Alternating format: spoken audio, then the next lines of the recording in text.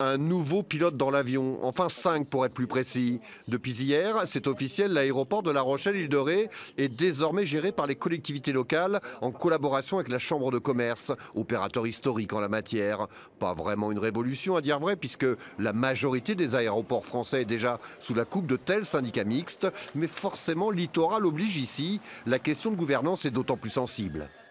On est le département le plus touristique en France, donc dans tout ça, l'aéroport a un rôle primordial et les collectivités qui font partie de ce syndicat mixte l'ont bien compris et c'est pour ça qu'on est arrivé à cette organisation avec 5 collectivités plus la Chambre de commerce et d'industrie.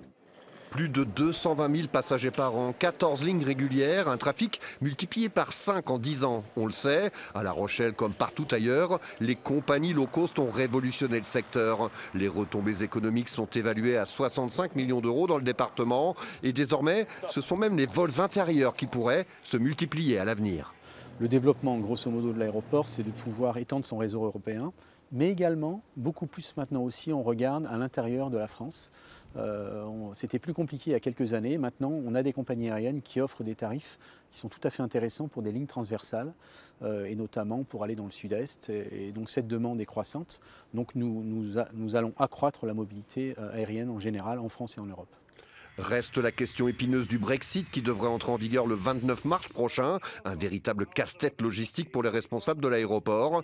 5 nouveaux pilotes dans l'avion ne seront pas de trop.